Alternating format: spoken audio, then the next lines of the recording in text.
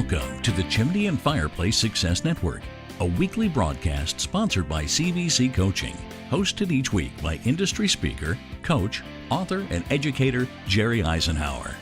Our presentations are produced to assist business owners and managers in turning their business dreams into their business realities. And now, here's your host, Jerry Eisenhower. I want to welcome you once again to another segment of the Chimney and Fireplace Success Network. This podcast is produced every week by CVC Coaching. And what we do on this podcast is we try to share methods and processes with our listeners that are going to help them move forward in their dreams to move to the dreams that they had. Remember, if you got a business, the reason your business exists is to bring you your personal dreams, hopes in life, for you to be able to do the things you want to do, whether that be donating to humankind, enjoying your life, or whatever. But that's why your business exists, not just to have a trophy up there on the wall. So this week, my guest this week is a member of our coaching and educational staff here at CVC Coaching. So today I've got a great person on here, none other than my friend in Kansas City, Missouri at Blues Brother, but a member of the CVC coaching team, Miss Brandy Biswell. So Brandy, you out there with me today? I'm here. Good day to you. I hear you. Well, listen. Here's what I want to talk about today. And so everybody knows Brandy doesn't have a lot of questions prepared. She's kind of going into this blank.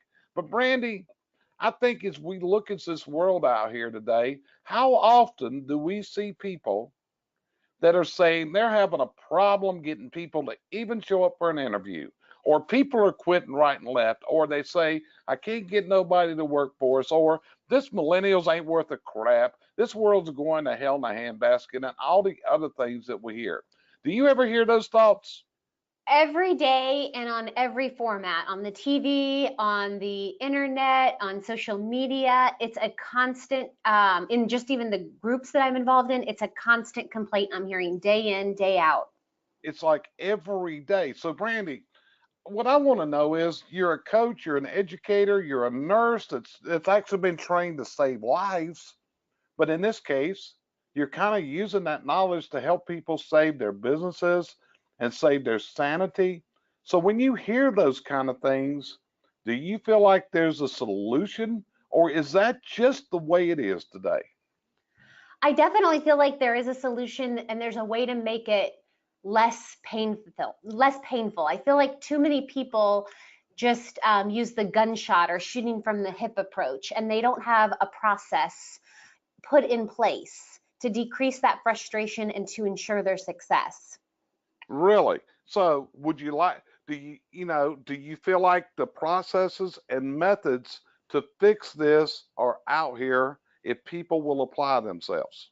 Yeah, I feel like the processes exist. It's just a matter of critiquing them to what works for your company and then using them. So often we already know the answer, we just aren't utilizing it. Okay, so Brandy, I'm gonna give you for instance, I'm gonna put you into a situation that I'm a person that has contacted you and say, hey, I'm coming through Kansas City, we're heading to Texas or whatever, or whichever direction, but can I stop by and talk to you a while and get your opinions? And when I come in, I start pouring out my soul. I don't know what to do. Every time I turn around, I'm scheduling interviews. The people aren't even showing up for the interviews. I'm hiring people and they don't even show up for the job. Other times they get out and they say, well, they work a couple days, they turn in their notice. They just don't seem to be moving to that next level. And basically, they're not moving to any level. So, Brandy, what would you tell me besides get off your ass and do something? But what else would you tell me? Well, I'd have a lot of questions for you. So number one, I would ask, where are you finding these people? Where are these people that are applying coming from? I want to know the source. I want to know your pool, where you're pulling from. And okay, then so you're thinking that part I could be fishing, as I call it, fishing in the wrong pond. yes, years ago, I tried fishing in the Craigslist pond. At least in Kansas City, that is the wrong pond to be fishing in. Okay, so the pond is where you're starting. So folks, the first thing is, let's examine. Brandy's advice is, You got to look for the right pond. What will be your next question on me, Brandy? What is your process? How are you, when you're looking at their resume or their application, whichever it may be or both, how are you determining that, yes, this would be a person I should consider for my company? Okay. So then what would be my next question that I would get from you? So after you've told me how you're determining, and if we've decided together that that is the right approach, then I would ask, what's your next step? Are you calling them in and saying, hey, let's set up an interview time? Or are you using a format of some sort where you're sending them a screening tool? Are you doing a phone interview first? What is your process? What is your next step that you're using? So Because I would venture to say most people, their next step is calling them on the phone and setting up an interview time. So, but I'm going to hit you next one. Well, Brandy, you live in a pretty big metropolitan area, Kansas City, that stretches over 2 states. So I bet when you need somebody new, you've got a lineup of these great people and you can fill a position within a few days. Is that a true statement, Brandy? That could be not farther from the truth. Jerry, I know I've shared with you, I have a new person in my office that I hired a couple weeks ago. I looked for her for 6 months and I had candidates applying, but they weren't the candidates that were the right fit for my company. So wait a minute. So you're telling me I can't just take a warm body that walks in the door and put them to work? You can, but that's going to be the person that's going to quit 2 or 3 days later, or maybe they're going to email and quit or just not show up. Okay. But Brandy, this sounds like a lot of work. Is it that much work? Have I really got to do all this to be successful? Isn't there an easier way for me? It's a lot of work to develop the process. Once you're using the process, it just becomes second nature. And so it's really not that bad and it doesn't take that much time because everybody knows the process and it is just the process that you use. So I would say it's not that much work once you develop it and begin using it. Where everybody struggles is in developing the process and just getting over that hump of actually using the process. Right.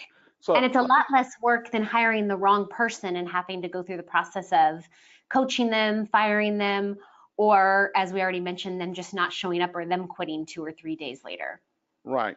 Well, I'm going to quote some monetary figures to you, Brandy, and I want you to know if you agree with this. Would you agree that if you hire someone in today's world to work in a business like you, that to get that person fully trained up to speed, you may have an investment exceeding $15,000 to $20,000? Absolutely. Okay. So one of the things is, as you're looking at this, you've got to face that a failed hire could be a monumental sum of money. Whenever you have a new hire that fails, Brandy, and they walk out the door, have we received a benefit or are we in the loss column? We're in the loss column and now we're back to step one of starting all over on that process. That's correct. And if we're starting all over in the middle of September and October, do we have the time to dedicate in a seasonal business, which you're in? Definitely not the time that we have in the spring and summer. Right. In fact, one of the things I've heard you tell me before that you actually have the seasons where you are doing your recruiting, which will usually start in the wintertime, looking through training. So by the time fall rolls around, you have got people up to speed, ready to go, which means you're investing into those people with hopeful return in the fall. Would that be a true statement? It's a true statement, and we've done a lot of, I'll call it testing over the year, non-scientific testing, where we also know the months where we're going to get the most quality applicants when we post that job. Yeah. Now, so what you're doing is to be successful, you have concentrated, you have built a process for the interview and the recruitment side. You have decided what your pond is, and it's not Craigslist. I believe you're using Indeed as one of your main ponds, but you're also using some social channels. From that point, you have went in, and even when you go through the recruiting process, I think one of the critical things that you do that most people miss is the onboarding process. So let's talk for a minute and describe what the Brandy Biswell onboarding process is. Now, I said this because the Brandy Biswell, because Jeremy didn't develop this. This was Brandy's expertise. This is your key, one of your key roles in the company. So tell me about the Brandy onboarding process. Yes. Do you want me to start before they're hired or start like day one of their hire, their first day of the company? Any way you want to go. I think the more knowledge you can get out, the more helpful it's going to be for people. So you start wherever you wish. You're the person in charge. You rock and roll. Well, so once they have been hired and they have passed all of their background screening, drug testing, etc., we've decided on a date for them to start. And I am going ahead and getting as much done on the back end as I can. So I'm going ahead and getting their email address set up. I'm going ahead and getting all of their logins to all the different programs we use. I'm getting their onboarding notebook, which contains all of their instructions on the different programs we use. It has their employee manual. It has what their first day orientation looks like. It has all their legal paperwork to fill out. So I'm getting all of that set up before day one so that when they come in day one, we're ready to roll. They attend the morning meeting and then we jump right into all of their paperwork that needs to be filled out. And then we spend most of the rest of the day doing the employee manual. We're going through that page by page, and we are reading it together. So that way there's no question about any of my expectations or about what they need to wear or how their lunch break works. We're going through it very slowly, very carefully, very diligently, so they are familiar with all of those processes right from day one. And that gives them a lot of comfort and confidence as well. So they're not out there just wondering, and should I ask this? Or maybe I'm nervous to ask this because it's my first day. We're just getting it all out of the way. And then if there's time at the end of the day, then they're going ahead and starting to familiarize themselves with our website, the CSIA website, the NCSG website, starting some of that terminology. If they're an office person, they are going to be doing a field day pretty quickly, and that's where they ride along on the truck with one of our technicians and they actually see the process, because I don't want them articulating over the phone to a customer what we do if they haven't seen it in person. Also, a lot of times I'm hiring young people. I mentioned I hired somebody the other week. She is fresh out of college in an apartment. She doesn't have a fireplace. I don't think she grew up with a fireplace. I'd have to ask her. So I want them to see those types of fireplaces that they're going to be describing to a customer and have just a very basic understanding of that and an understanding of what the technicians do and what they face, particularly this time of year in Kansas where it feels like it's 150 outside. I want them to be able to be empathetic to our technicians' side of things. And so then if they're a technician, day two, sometimes it depends on if I've done a mass hiring. So if I've done a hiring of 2 to 3 people or 3 to 4 people, that orientation process is drug out for 3 days. And so we're setting up the technicians' iPads on day 2, doing things like that. If I've just hired a singular person, day 2, then we're going to finish up in the office getting their iPad set up, and then they're going to go and be going out in the field with somebody. Got you covered. So you've recently hired someone. Yes, and I hired an office person, another office person finally. So, and this was something you spent a lot of months. By chance, what's her name? What's her name, Brandy? Olivia is her name. It's Olivia. Could Olivia possibly join us and we could ask her some questions? Yeah, let me, I'm going to message her in our group line here and tell her to come on in. Come on down. She kind of likes this stuff. She loves education. So while we're waiting on her, I'll just tell you. So I hired her fresh out of college, which is a key to hiring in the May season. And she has a bachelor's degree in neuropsychology. Great. So is Olivia there yet? She is coming in as we speak. She's walking in right now, Jerry. Great. So she's here. Okay. So Olivia, Brandy and I are recording an edition of the Chimney and Fireplace Success Network podcast that goes out to a lot of blue collar workers. And the reason I've asked Brandy if you could come in is I would like to know from you, who has recently graduated from college, who I assume went straight from high school into college, and I'm assuming you are in your early to mid 20s. Would I be assuming correctly? Yes, on all fronts. On all those fronts, okay? And you've been there for just a few weeks now. So here's the whole thing. You're a person from Brandy's impression and what she shared with me that has the right stuff. So a person this day and time who has the right stuff, what are they looking for? What is going to pull them to to show up for the interview, to take the job, to take it serious and enter into pretty intensive training, which I think you're into right now. Would you agree with that? Yes. So what is it that drives a great young lady like you to go to work for someone who is picky and anal as Brandy Biswell is?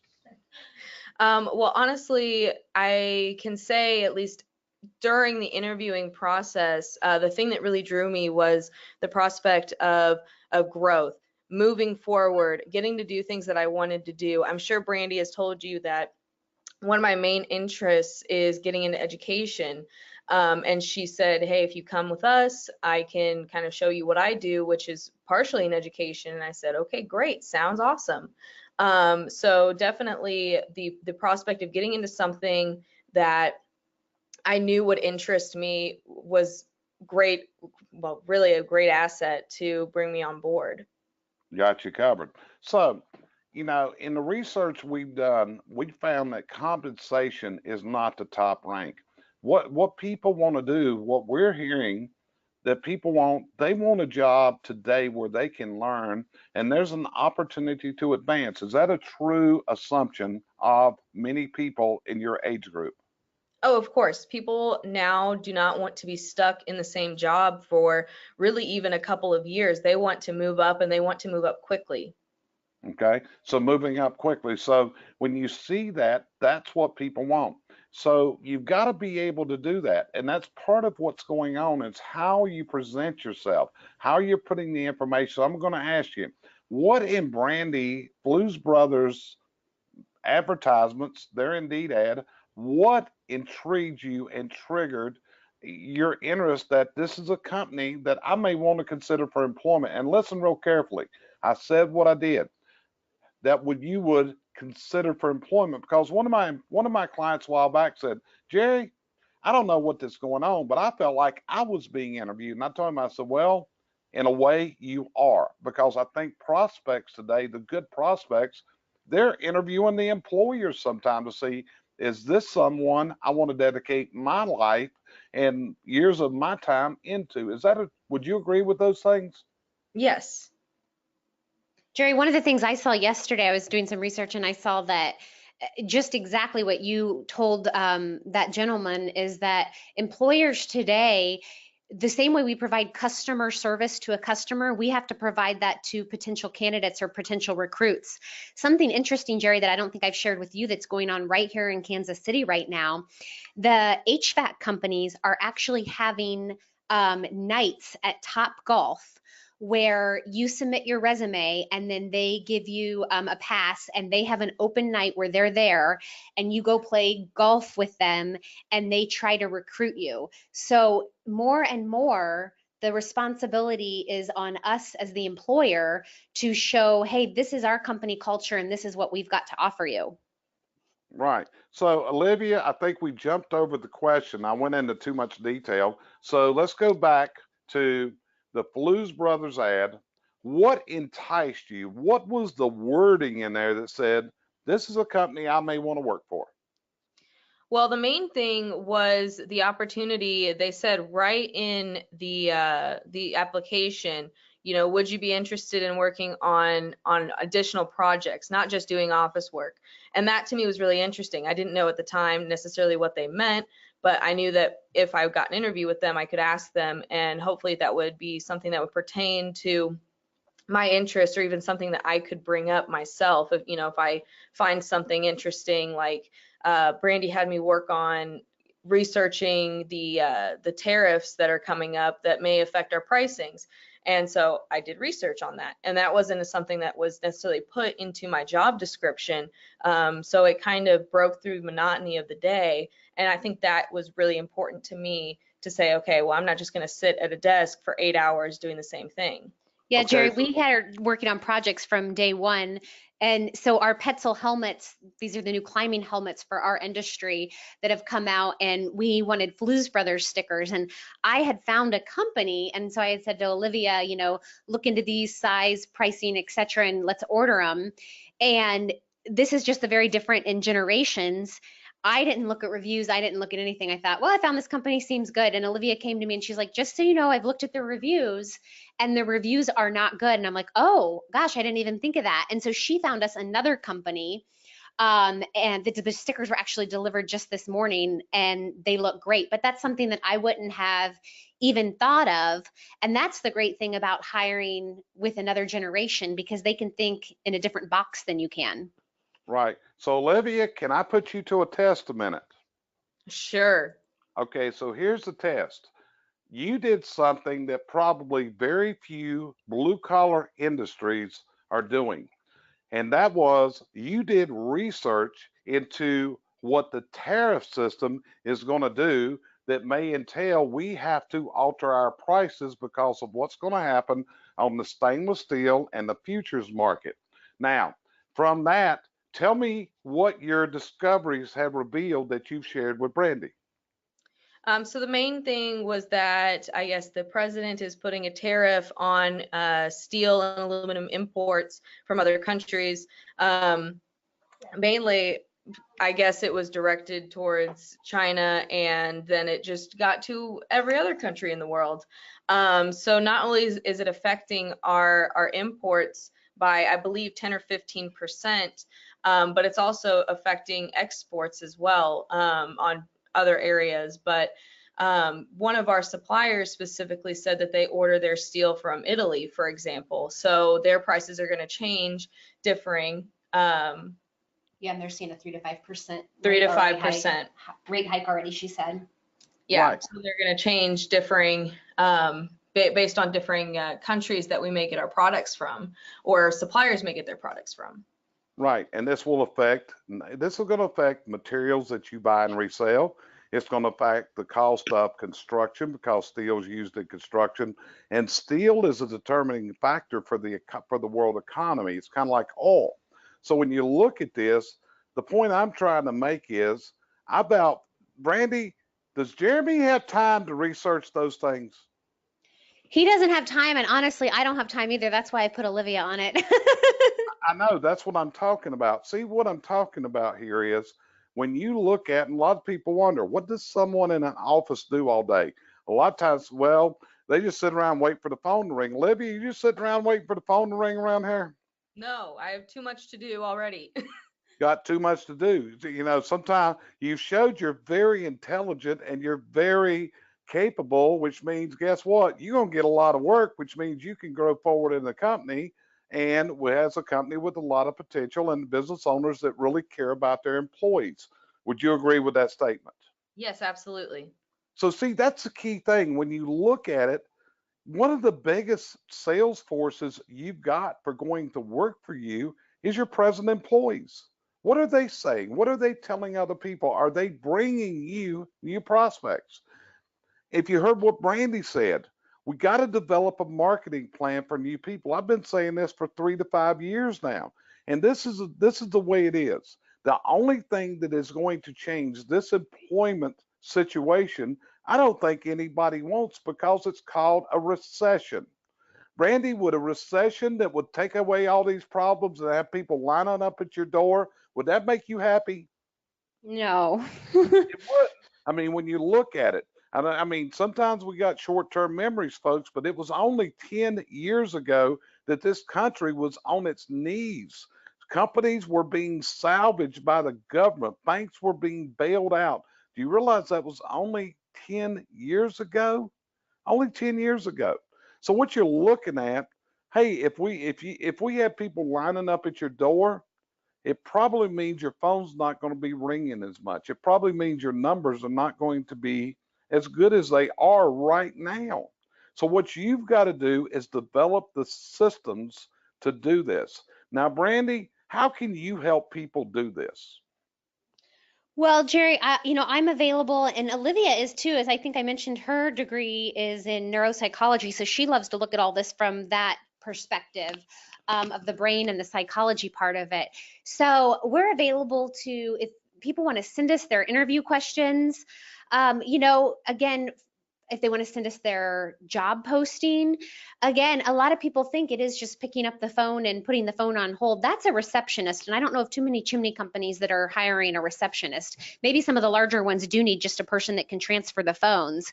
But I think most of us are looking for somebody that can multitask and can answer the phone, but can also work on these special projects. Olivia today is working on fillable PDFs for the technicians. And so articulating that to the person that is applying, and if not there, definitely in the interview, so that they have a realistic job expectation. And so we're available to help look at those for you, look at your interview questions, look at your process that you're currently using, and see if we have some suggestions of ways to make it better, and hopefully get that no-show rate on those job interviews way down, if not non-existent. Okay, so Brandy, if someone wanted to send this to you, how do they do it?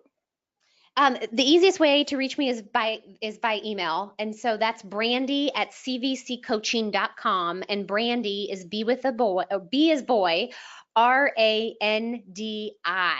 So there's an I at the end, at cvccoaching.com.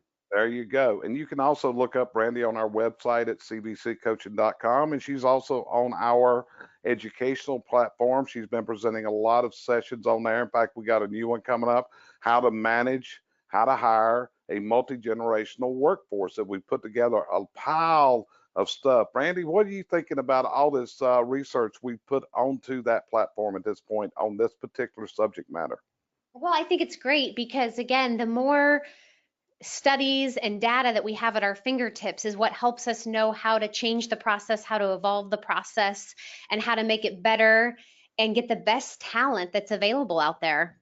Okay, well, it sounds like Olivia is really an asset to you. So, Olivia, I'm going to ask if you would consider something. Sure. Can I ask that? Yeah, go ahead.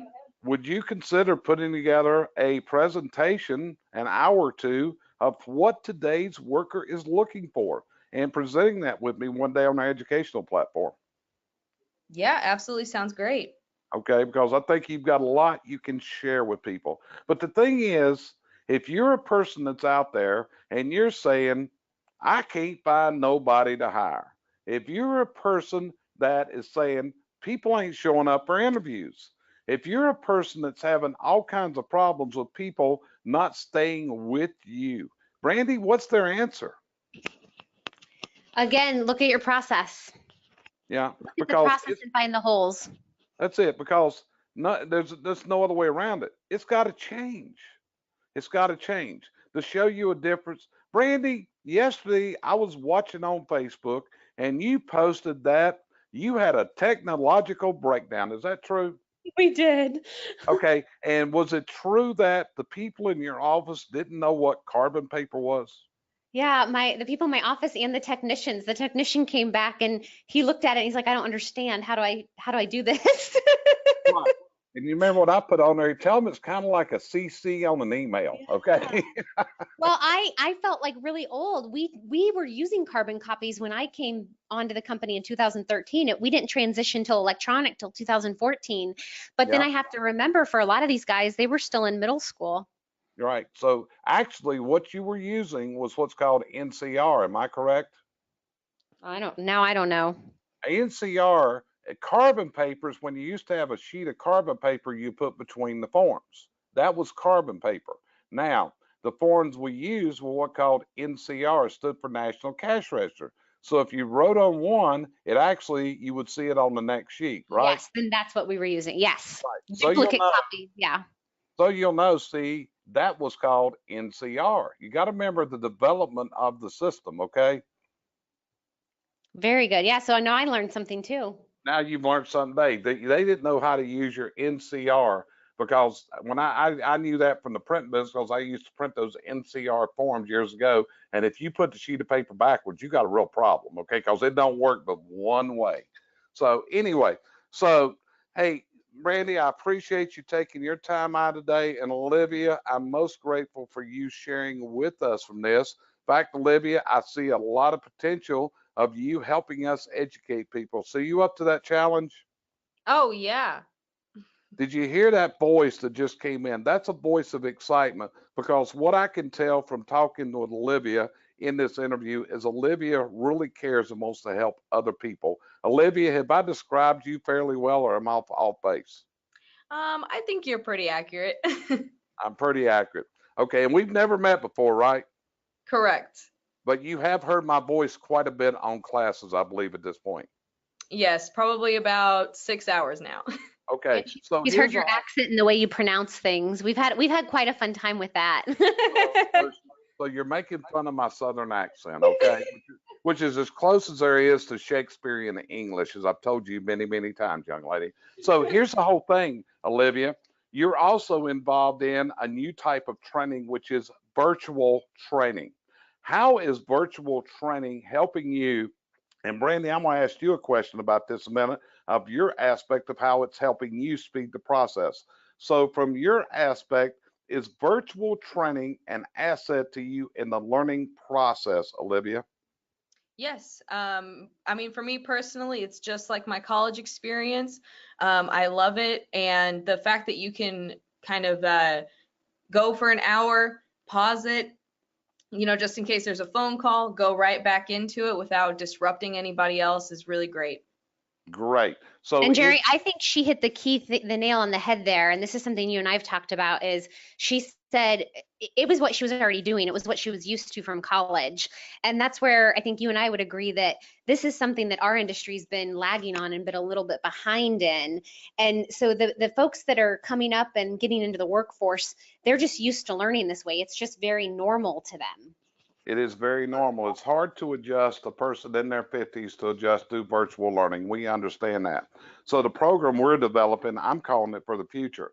But Brandy, let's go back and let's talk a minute for, as Blues Brothers, virtual training. How is this assisting you in bringing your people up to speed more rapidly? Because one thing is you're moving it at a faster pace. You used to set up a time every year in September, and I would come there and I would teach your people for a couple days. Now, in this process, Olivia does not now have to wait till September like other workers have of yours.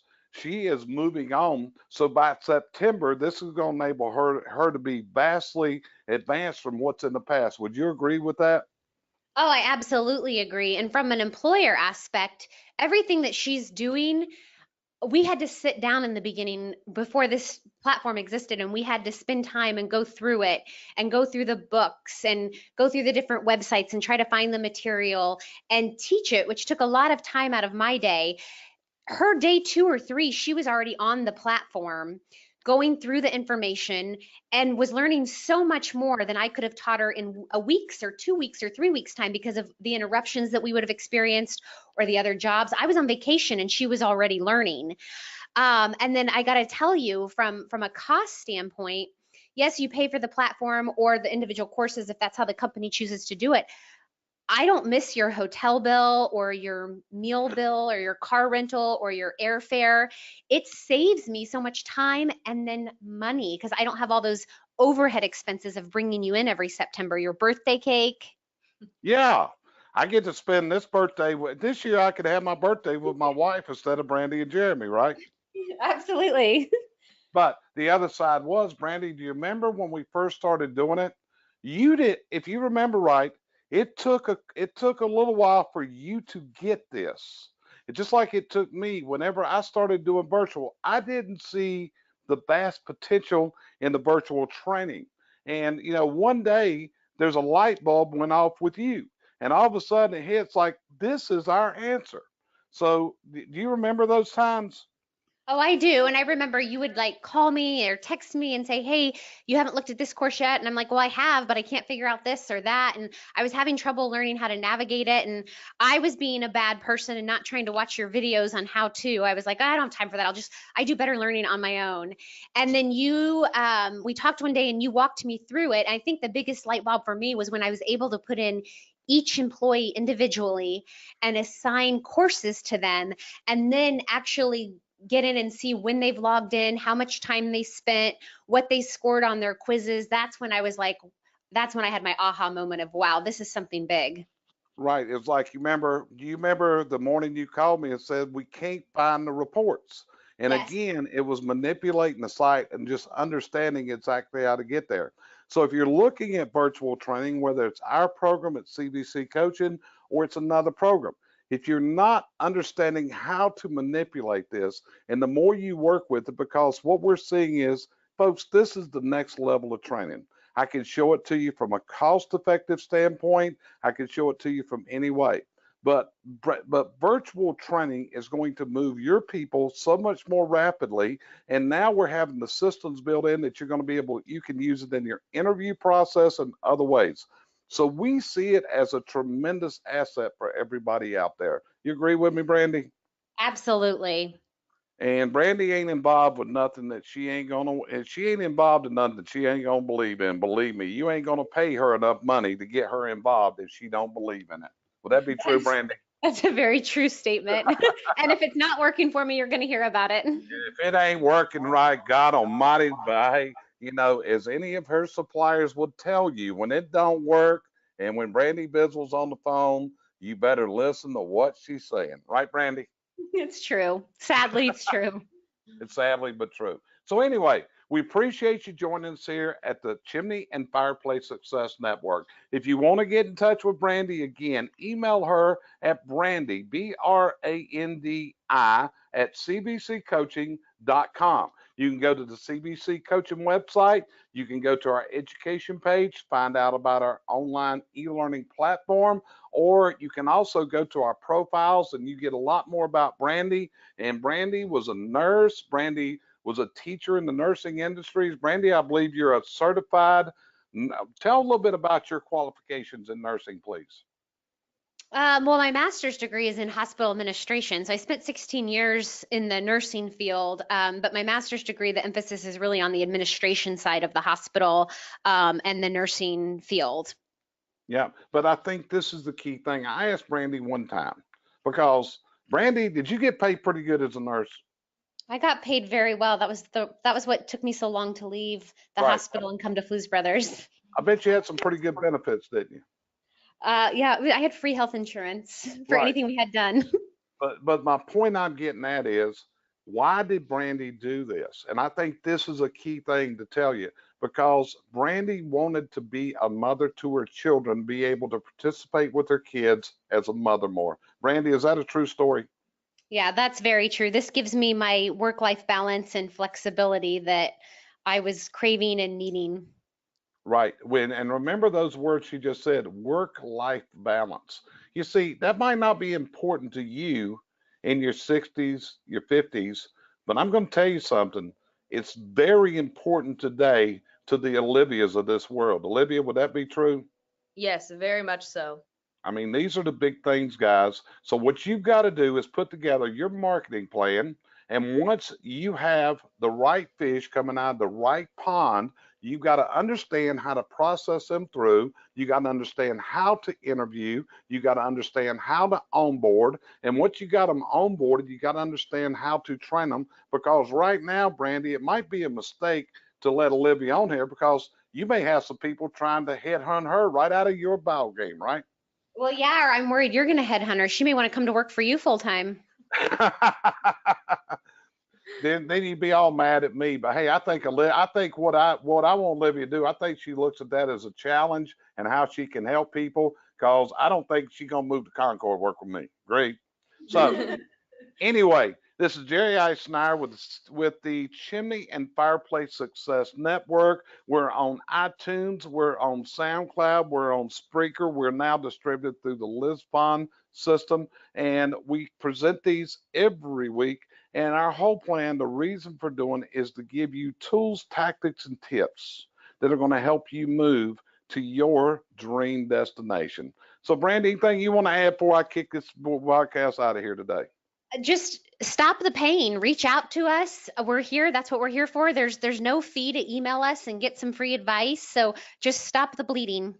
That's it. Stop the pain, folks. And with that, I'm Jerry Eisenhower, Brandy Biswell, and my newfound friend and colleague, Olivia. And we'll talk to you next time. And we're out of here. Thanks for joining us here each week at the Chimney and Fireplace Success Network. sponsored by CVC Coaching, providing you the coaching and educational outreach services you need to move to your dream destination in business and in life.